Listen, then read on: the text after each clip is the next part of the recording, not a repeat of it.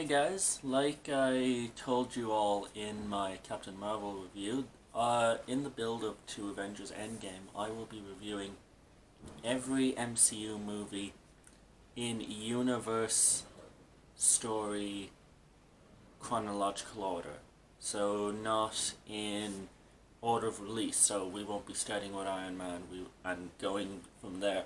We'll be starting with different movies and movies that may have come out later than other movies, but in terms of the chronology within the MCU itself, that's where we're going for. So it's not order of release, it's order of what happens. But, which is the explanation as to why we are starting with Captain America the First Avenger, despite the fact that it was released in 2011 and Iron Man 1 was released in 2008 and all that. But anyway, let's get cracking on with the first Captain America movie, which is one of the more overlooked of the MCU films. It's not the best one, maybe that's why it's overlooked, but it's not the worst. Like, I always see it towards the bottom end of a lot of ranking lists, and I don't think it deserves to be down there. I think there are worse films, even within the same phase. Like, this was a phase 1 film. Nowhere near the worst phase 1 film. It's just a little bit unremarkable overall. Like, there's things in there that I really, really like, but I think it's let down by how certain story elements go. Let's start off with what I like about the film. Mainly Chris Evans as Steve Rodgers. Some people say it took him a couple films to really get into the role. I don't think that's the case. He was great in this movie from the outset. I just think that the character of Captain America doesn't click until Winter Soldier. So I don't think it's that Chris Evans didn't click in his performance, because his performance here was great. He clicked in the role, it's just the character didn't click in the MCU until Winter Soldier, because, and I think that's down to just the setting. Like, this is set in World War II, and I think the thing that really helps, reasoning behind Cap's popularity is because he's essentially what Superman should be, but he's the more human version.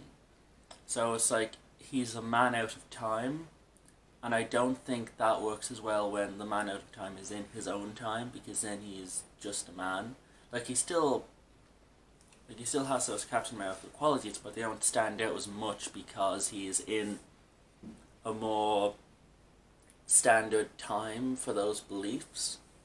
But yeah, so I think the fact that it's not in the modern world doesn't help the character as much as it would in later films. But in terms of this film, he's great. I have to say, the CGI work to make him look scrawny and skinny is amazing.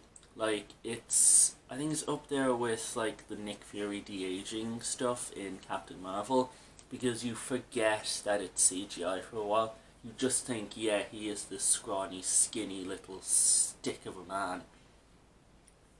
And I really like how they built Cap as a character and sort of his mindset to help sort of dispel the sort of idea that Cap is just the serum.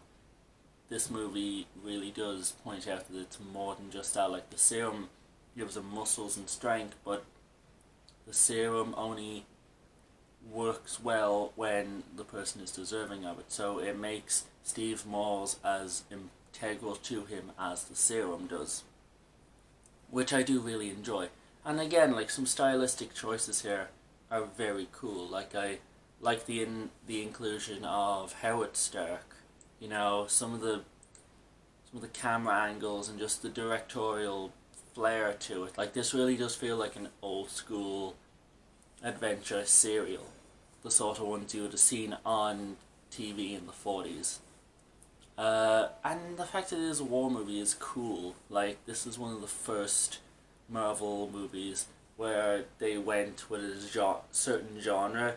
This and Thor were definitely fantasy, and it's something that the MCU would get better at going forward. But this is a really fun war film. Uh, and one thing I do also want to point out is this: I think Captain America and Peggy Carter is maybe my favorite MCU romance. Like, Peggy Carter is by far the best female love interest in Phase One, and maybe overall. Like, that relationship I think clicked a lot better than most of the other ones within the Phase 1 movies. Like, Thor, the romance felt very forced, and yeah, in Iron Man it's fine, but I think here it just works best. And I like Peggy Carter as a character, I think she's great. Red Skull was an okay villain. Like, a lot of what makes him a great villain is just Hugo Weaving being awesome, and that's fine. That's perfectly okay. But I just think there was so much potential, and it was used well for the most part. But I just think if it had just been written a little better, it could have just been that much more. Like, it's up here in terms of being a good villain, but it could have been up here if they put a little bit more effort into it, because the potential was there, and I just think like maybe they could have gone a little bit further. But compared to other MCU villains, I think he is probably upper tier, especially pre Phase 3. Like, in terms of Phase 1, I think he's probably the second best villain. We will get to the best villain of Phase 1 when we get there. But yeah, like, he's an okay villain. Then the things that I didn't like. Like I said, the way the narrative goes, I don't think it's fulfilled. Like, it's an unfulfilling narrative overall. Like, obviously, the narrative is, okay, Steve Rodgers, scrawny kid from Brooklyn, isn't allowed into the army. He joins a super soldier program, serum gives him muscles, he goes off to fight Nazis. Overall, that works. But there's all this build-up as, oh, Steve is finally going toward, this is what he wants. He doesn't want to sell bonds, he doesn't want to be this mascot, he just wants to be a soldier and he wants to fight. And you eventually get to the point where, yes, there he goes, he's off going to go fight Nazis for real. And then it just shows all of that in a montage.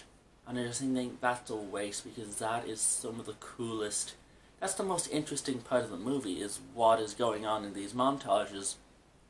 But it just feels skipped. It just feels like we've been building towards a certain point, and then when that certain point gets there, boom, just montage showing everything rather than actually going in and showing the cool stuff and capitalizing on it. So I think that is a huge missed opportunity in this movie. And the third act just feels weak compared to the first two acts. Like, I really enjoyed the setup to Steve getting the serum and becoming strong. Like, I loved the character setup for Captain America. But then the third act where he has to fight the Red Skull, it just kind of falls flat, because it just doesn't feel as interesting. Like, everything between, okay, spoiler alert, Bucky dies. Okay, there's a scene on a train. If you haven't seen the movie, why are you watching this? But there's an action sequence on a train. Everything after that, up until Captain America wakes up in the present day, is a bit just too meh, especially for a third act, because that can make or break a movie, and I think it kind of broke this movie a little bit too much. Like, it was fine, but just completely unremarkable and a bit dull, except for the element of Cap having to choose between saving the day and Peggy, which is nice. Like, that's part of the reason why I really like that romance. It feels so much more tragic than any of the others, and maybe I just like a bit of tragic sometimes. But yeah, so that really didn't help the film. Although I did love Cap waking up in modern day, like that is some good shit. And obviously the post-credit scene is it's just a tease for the Avengers, which we will get to eventually. So that's about it. Overall, like I said, not the best, not the worst, it's just kind of unremarkable overall, but it's enjoyable enough. Like, I'm going to give it 6.5 out of 10. A decent Phase 1 film, and a good introduction to Captain America. But the Captain America films will obviously get much, much better in the future once the Russo brothers come on board. And that's another video for another day. Like I also pointed out in my Captain Marvel review, because I've just done a Captain Marvel review, I will not review it again, because that's the next film I'll be watching in this series. So you already have my review, so the next film in the series that I will be talking with you about is Iron Man 1. So until I get to that point, so I'll have to watch Captain Marvel again first, which I'm looking forward to, and then obviously Iron Man. So I will talk about Iron Man when I get to Iron Man, and until then, thank you. If you like my channel, click like and click subscribe, and for all that macho movie goodness, thank you.